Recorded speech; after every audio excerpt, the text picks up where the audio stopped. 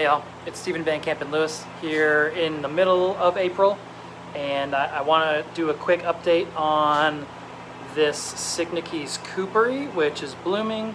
Of course, that's an import that I got from PeruFlora in October 2022 from the Redland Orchid Festival. It is really cool looking. It's sort of a light bronze color. It's sort of it's not that dark color that a lot of folks are seeing through Fred Clark's breeding these days. This one is quite a bit lighter. So I'm going to take that one and take it out into the shade of the tree over there to get a close-up of it for y'all. In here, it's not really conducive. It just looks shady and dark. So also you can see Wakariana pendentive blooming. Of course, we all know that pendentive is a hybrid. This bloomed for me in the fall and then again right now. So it's really cool. But I'm going to turn the camera around and do a quick update on the Catasetums, which are over here.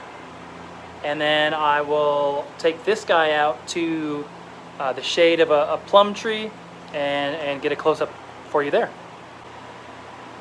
All right, so you can see that we are in a fairly advanced state of growth for most of these. There are a few stragglers, I guess, including this cloacia, but that's starting to bloom. But overall, we're getting well towards the point where I like to water. Typically that happens for the most part around Memorial Day, which of course is the end of May. So we've still got some time before we start really hitting it with the water. I showed you the other day that Catasetum Fong Sing, which is getting a lot of water now, lots of water and fertilizer. It's doing really nicely. But let's start real quick with some of the Cycnoches. I got a cutting of this one. I got this from my friend Noel in Georgia. It's still fast asleep. So this is my only one, I think, that is still fast asleep. I've got the Varsavixii from Fred Clark here, doing pretty nicely. I have another Cycnoches at home that a friend of mine over there in Oregon, Kathleen, sent to me. That one's doing pretty nicely. I think this is a cool one to show here.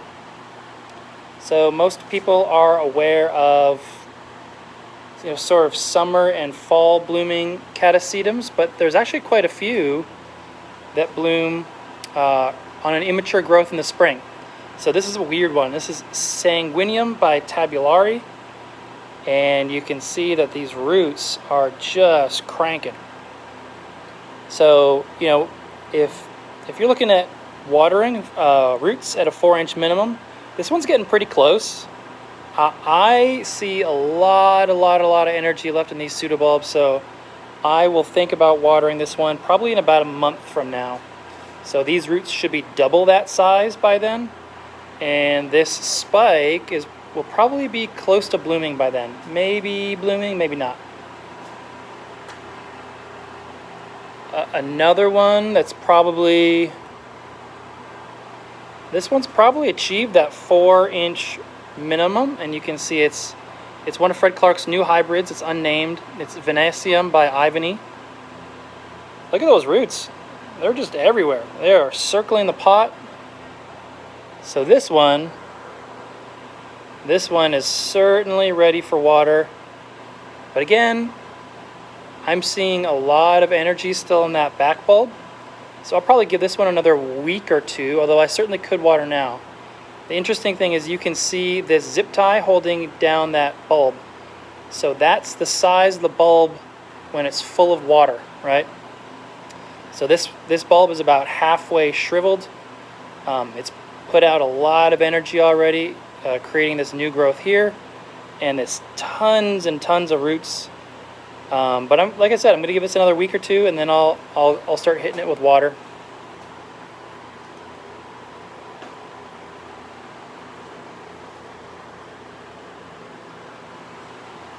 This one is Chuck Taylor. I love this one. This Chuck Taylor, the flowers on this look like candy to me. They look delicious to eat.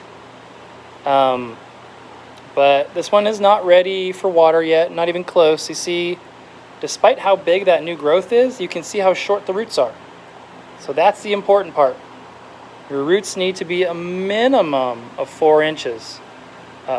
And as we all probably know, a minimum, if you can go past the minimum and do even better, do it.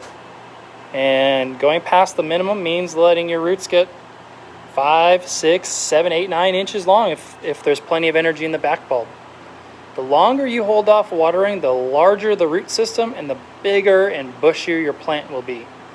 This is a monstrous plant for a reason.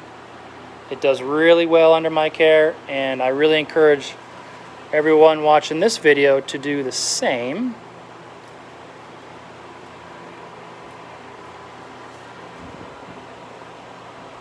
This one,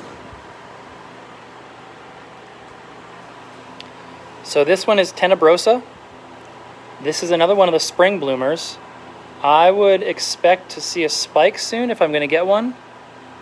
I don't see a spike in there, so I think this one's not going to bloom for me this year, which is frustrating. But you can see those roots are still way too short to start watering. So this is one, despite having a big growth, this is one that'll probably get watered around Memorial Day, since it's just nowhere near needing water quite yet. Let's check out this Mormades. This is Ignea by Aftermath, one of Fred Clark's newer hybrids. A smaller plant, immature plant. I am not seeing any roots poking too far down in the media. I don't know if you can see in there, there's some white roots going down, but even with a clear pot, sometimes you still can't see what's going on. I don't see anything popping out the bottom here, so this is another one. Lots of energy in the back bulb. I'm going to wait probably till Memorial Day to water this guy. And not to really belabor the point too much, I just noticed this Varsavixii has a new little growth there. That's brand new. I have not seen that before, so I'll get 2 new growths on this. That's great. This one is looking very sad. I think this is one of my Cycnoches. I suspect the fact that it hasn't started growing yet and it's looking pretty rough, this probably won't last. This is an import that I got many years ago, but it is adapted to the northern hemisphere, so it should be putting out a new growth. I've got another Cycnoches, so not too worried about it. This is another one of my cooperies, and this will be the last one that I show. I don't want to really belabor the point too much, but you can see this is one that had a growth on a big bulb coming out the side of the bulb. So I stuck it in a pot, zip tied it down. Last season got this smaller bulb here, and then this season we have a new bulb coming out next to it. So what will happen is this new one will probably mature in the fall. When it goes dormant, this old giant back bulb will probably shrivel, and those nutrients that are stored in here will go towards the rest of the plant, and then I'll have a normally potted plant that is growing upright rather than sideways. Of course, unless, that is, I get another growth in the side of the plant, which can certainly happen. It seems to happen quite a bit with Cycnoches. This is a really cool one. Another one that grew on the side of the plant. This is an import of an almost never before seen species in the United States. I'm excited to have this one growing, and I'm seeing this little new growth here for the first time. So what I'll do is I will repot this one into the PET method, as you can see with most of these. And those roots will start growing into the media, and I will have a new growth on this one, and I'm excited. This one is one that I thought I was going to lose once or twice, and then is really coming back. So good. I'm excited to have this species here in the United States. I don't know anyone else that's growing it, so having it alive and kicking is really cool. All right, let's go see that cooperi. You can see in full sun, it's this weird mixture of sunlight and shade kind of tricking the camera and preventing y'all from really seeing it. But if we find a good spot here in the shade, hopefully you can see what this really nice bronze colored variety looks like. It is right here. I don't know, I'm filming orchids in the middle of the day is tricky. I don't know that I'm doing a good job with this, but I think maybe if you check out the short that I'll post on Tuesday, you'll get a better idea of what it looks like. Anyway, wonderful symmetrical bloom. Just this gorgeous head of flowers on not a super common color variety. Like I said, most of the breeding nowadays seems to be towards the darker ones. I'm going to keep walking around hoping that y'all get at least some kind of a good idea of what the color looks like. This might be okay. And different angles of the sun give you a different peek into what this one looks like. I'm going to go cut these leaves off and force it dormant. Have a great weekend. Bye.